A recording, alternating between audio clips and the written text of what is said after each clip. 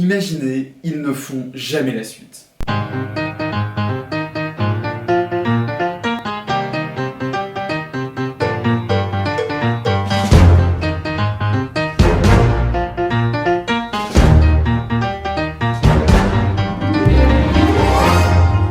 Bonjour à toutes et à tous, c'est Fanboy, j'espère que vous allez bien. Moi ça va très bien, écoutez, je sors de l'avant-première de Dune. Faut que je me remette de mes émotions. On va donc en parler, c'est l'objet de cette petite vidéo, voilà, une petite critique sur Dune. Il n'y aura pas de spoiler, jusqu'à la minute donc, que vous avez pu voir dans le titre de la vidéo. Après on spoilera, voilà, je pense que la partie en spoiler sera assez courte. Mais voilà, donc là on va vraiment en parler sans spoiler, je vous préviendrai en temps voulu. Donc voilà. Alors si jamais vous vous posez la question de est-ce qu'il faut lire les livres avant d'aller voir le film au cinéma, non, c'est pas une obligation. Vous pouvez si vous voulez, voilà, si vous en avez envie, je vous invite à le faire, les livres sont excellents. Mais voilà, je veux dire, si vous ne connaissez rien à l'univers, si vous savez même pas de quoi ça parle, si vous connaissez même pas le nom du personnage principal, c'est pas grave, vous allez comprendre. Mais du coup, Dune, de quoi ça parle? Alors, ça va être dur d'expliquer de quoi ça parle brièvement et sans spoiler, mais c'est parti, on va le faire. Dune nous plonge dans un futur lointain où nous allons suivre Paul Atreides, jeune héritier d'une puissante famille qui va devoir déménager dans une nouvelle planète, pour diverses raisons que je ne vous nommerai pas car je vous laisse quand même la surprise. Adapter Dune, c'est quelque chose de très compliqué, voilà, avec tous les noms de personnages, de planètes, de lieux, de clans, tout ça. Il fallait vraiment réussir à faire quelque chose de clair, de lisible pour vraiment pas perdre des spectateurs. C'était un véritable défi en fait à relever. Et Denis Villeneuve l'a relevé haut la main. Parce que oui, en fait, à aucun moment vous allez être perdu. À aucun moment vous allez... Enfin, vous allez vous dire, mais c'est qui lui? Qu'est-ce qu'il fait là? Pourquoi est-ce qu'on est là? Enfin, en fait, on vous explique vraiment de manière très intelligente les choses. Je vais pas en dire plus, vraiment pour vous laisser la surprise. Mais c'est des choses qui vont être toutes bêtes, mais tellement intelligentes, c'est tellement bien pensé, ça rentre tellement dans l'univers. Donc ouais, vraiment c'est très bien fait, donc bravo pour ce côté-là. Comme je le disais en début de vidéo, j'ai eu la chance donc, de le voir en avant-première, et j'entends beaucoup de choses de la part des gens qui l'ont déjà vu comme moi, qui est notamment « ça va pas plaire à tout le monde ». Et honnêtement, je suis pas d'accord. Moi, je suis à la fois d'accord et pas d'accord. Oui, c'est un film qui plaira pas à tout le monde, mais comme n'importe quel film, je pense qu'il n'y a aucun film qui vraiment a plu à toutes les personnes qui l'ont vu.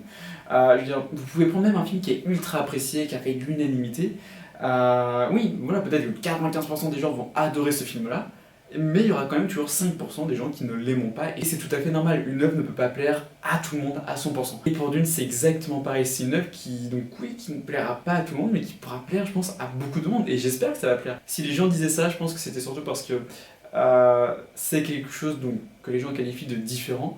Mais moi justement je trouve que ça fait du bien justement d'avoir un film de SF différent des Star Wars, des Star Trek, même si j'adore les Star Wars, j'adore les Star Trek et toutes les autres sagas de SF, enfin voilà, c'est vraiment quelque chose de très différent dans le niveau de ses plans, de ses personnages, de l'univers, de l'ambiance, parce que oui ça va se vouloir très mature, ça va vraiment se vouloir assez sombre par moments, assez dark, même si j'ose dire, et je vais oser le dire, horrifique. Je vais m'expliquer. Alors je développerai un peu plus en partie spoiler, mais il y a eu 2-3 moments, pour moi c'était vraiment des éléments horrifiques. J'étais pas bien, il y a vraiment eu un moment, j'étais vraiment pas bien. Alors après, voilà, ça constate que moi, je pense qu'il y aura peut-être genre que 3% des gens grand max qui verront le film à travers le monde, qui ressentiront comme moi de légers éléments horrifiques. Ça reste tout public, ça reste accessible. Voilà, c'est pas... voilà, c'est vraiment moi qui flippe pour rien. Et Dune, c'est vraiment un film qui est à voir au cinéma, sur grand écran, parce que c'est magnifique, on a des plans mais qui sont tellement soignés, de même que la BO qui est magistrale. Concernant le casting, on a un casting 5 étoiles. En même temps, il faut dire qu'on a Timothée Chalamet, on a Zendaya, on a Jason Momoa, on a Oscar Isaac, Dave Bautista, Stellan Skarsgård, enfin bref, voilà, on a vraiment un casting de malade et ça se sent en fait. Et j'ai trouvé ça mais tellement génial d'avoir tout ce beau monde réunis sur grand écran, ensemble. C'était un vrai plaisir pour les yeux. Pour ceux qui ont lu le livre, sachez que ça respecte vraiment. On a eu éventuellement peut-être quelques modifications, quelques libertés, mais rien de bien méchant. Juste quelques moments peut-être qui étaient raccourcis, qui étaient un peu avancés. Et alors, parce qu'il y a vraiment eu 2-3 moments dans le film, on est déjà là. Mais c'est pas gênant et en même temps, Le livre est tellement... Bah, attendez, je l'ai juste là. Faut dire qu'en même temps, c'est un beau pavé. Donc, et d'ailleurs, le film là, du coup, qui vient de sortir, c'est genre à peu près la première, c'est approximativement la première moitié, hein, d'accord? Donc c'est pour ça qu'en fait, quand le Dune s'affiche, vous avez un part 1, juste en dessous, donc partie 1. Il y a un deuxième film, Denis Villeneuve espère commencer le tournage dès l'année prochaine, 2022. Donc pour une sortie, on espère, sûrement, je pense, été fin 2023, je pense sûrement pour l'année 2023 par là. J'espère que ça va se faire. Pour ça, il faut que le film marche. Il y a quelques semaines, j'étais un peu incertain concernant le succès du film.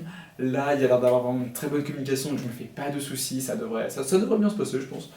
Voilà, puis en même temps, la Warner, je pense pas que ce soit les plus compliqués pour. Enfin, les plus grands, on va dire, en termes de bénéfices et tout. Donc, du moment que le film, je pense, a un minimum de succès, ça devrait le faire. Je pense qu'on devrait avoir une suite d'ici 2 ans. Et je pense qu'on va s'arrêter là donc, pour la partie sans spoiler. Donc pour ceux qui nous quittent maintenant, merci beaucoup d'avoir regardé cette vidéo. N'hésitez pas donc, à vous abonner, à me suivre sur Instagram, à mettre un petit pouce bleu, mettre un petit commentaire si vous avez envie. Et puis bah, voilà, donc je vous dis à bientôt, prenez soin de vous. Et pour ce qui reste, eh bien, passons en partie spoilers. Concernant la partie spoiler, alors j'ai pas beaucoup rentré dans les détails, hein, voilà, j'ai pas grand chose à dire sur cette partie là je pense. Mais notamment, j'ai beaucoup aimé la prestation d'Oscar Isaac parce que je retrouvais vraiment le personnage de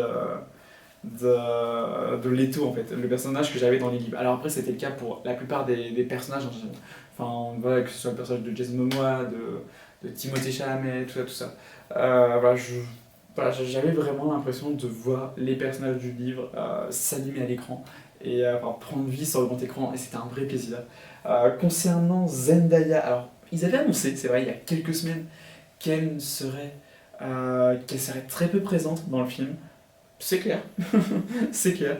Apparemment, elle devrait être beaucoup plus présente dans la suite, donc on verra ça, ça ne m'étonne pas. Mais en tout cas, même si elle n'était pas présente, bah, c'était un vrai plaisir de voir Zendaya, hein, comme toujours.